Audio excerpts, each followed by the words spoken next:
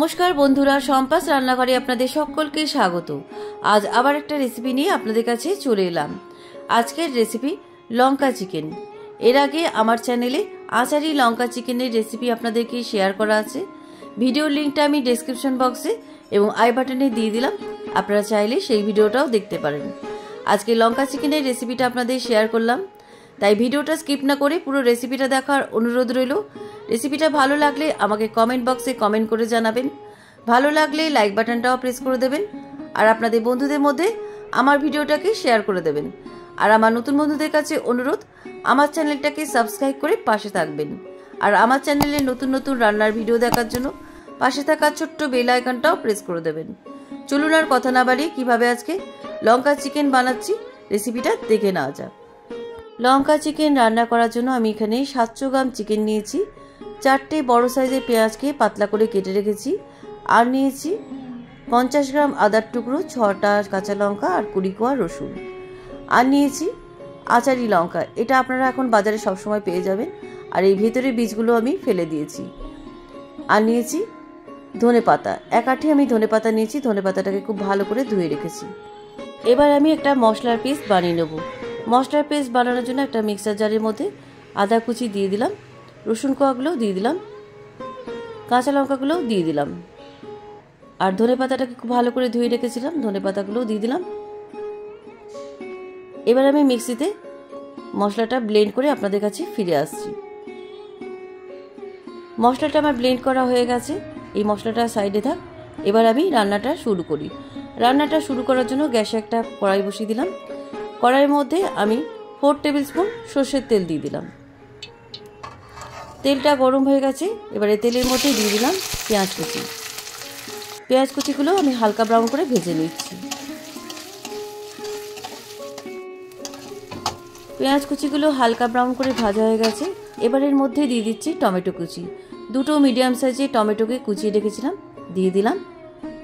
Tomato কুচিগুলো পেঁয়াজ কুচির সাথে ভেজে নিচ্ছি।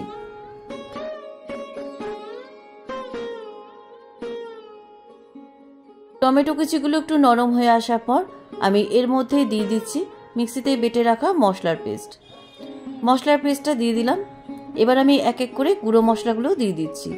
দিয়ে দিচ্ছি 1 টিস্পুন হলুদ গুঁড়ো, 1 টিস্পুন লাল লঙ্কার গুঁড়ো, ঝালটা আপনাদের স্বাদ অনুসারে দেবেন। দিয়ে দিচ্ছি 1 টিস্পুন জিরে গুঁড়ো। এবারে দিচ্ছি 1/2 টিস্পুন ধনে গুঁড়ো। স্বাদের ব্যালেন্স বজায় রাখার জন্য 1/2 টিস্পুন চিনি দিয়ে দিলাম, আর পরিমাণ মতো লবণ দিয়ে দিলাম। এবার সমস্ত মশলাগুলো ভালো করে কষিয়ে নিচ্ছি।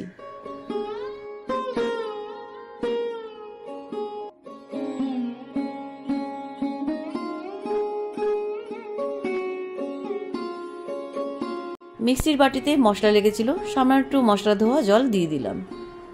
মশলাটা আমি খুব ভালো করে কষিয়ে নিচ্ছি।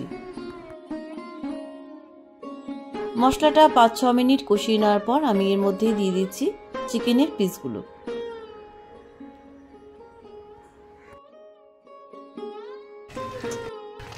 দিয়ে দিলাম চিকেনের পিসগুলো। এবার চিকেনের পিসগুলো মশলার সাথে খুব ভালো করে কষিয়ে নিচ্ছি।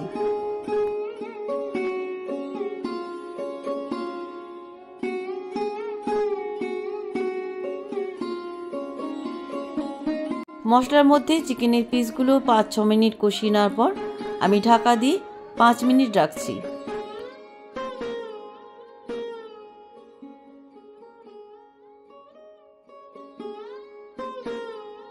5 মিনিট পরে ঢাকনা খুলে নিলাম।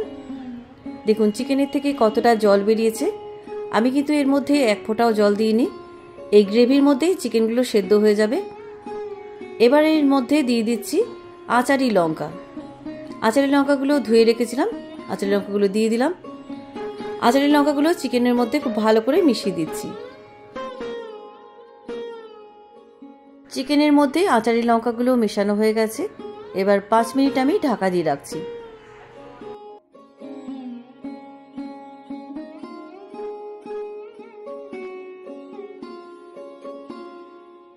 5 মিনিট পরে ঢাকনা খুলে নিলাম। চিকেনগুলো একদম সুসেদ্ধ হয়ে গেছে। রান্নাটা আমার প্রায় কমপ্লিট। এবার নামাবার আগে আমি এই চিকেনের মধ্যে দিয়ে দিচ্ছি 1/2 টিস্পুন গরম মশলার গুঁড়ো।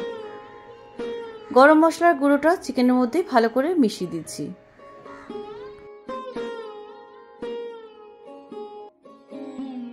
গরম মশলার গুঁড়োটা চিকেনের মধ্যে ভালোভাবে মিশে গেছে। আজকে এই লঙ্কা চিকেনের রেসিপি আমার কমপ্লিট। এবার গ্যাসের ফ্লেমটাকে অফ করে আমি গ্যাস থেকে নামিয়ে একটা সার্ভিং বলে লঙ্কা চিকেন ঢেলে রাখছি। কেমন লাগলো আজকের লঙ্কা চিকেন রেসিপি?